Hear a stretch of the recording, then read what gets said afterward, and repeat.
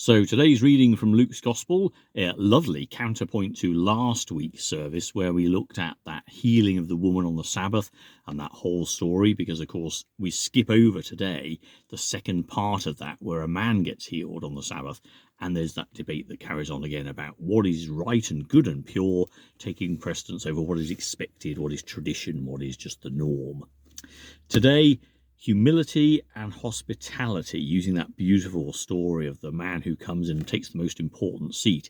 Not so much the context or indeed what happens, but that attitude, which is so not what the kingdom of heaven is all about. The fact that any one of us should feel more special, bigger, better, more important than anybody else.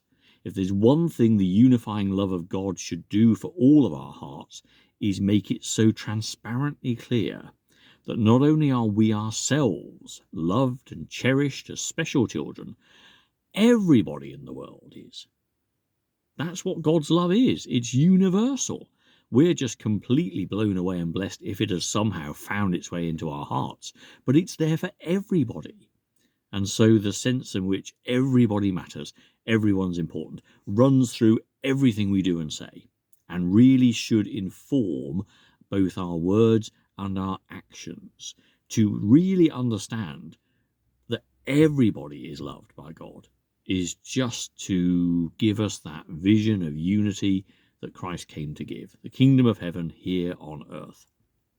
And the second part of that, about hosting things for those who can't thank you, for those that really need it, is so core to our own individual quest to find our ministries and where it is in the world that we need to serve, because it isn't primarily for those who we get along with well, for those who think like us, for those who are part of our social group, for those we feel comfortable with.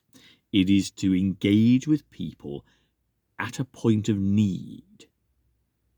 And the best encounters will be with those individual people at a point of need where we can make a difference, using something of what God has entrusted into our care. That could be our money, it could be something we own, but more likely it will be our time, our care, our love, our support. Just as we have freely received, so we are called to freely give. That is the nature of Christian discipleship, servant ministry, knowing that all are loved and all matter.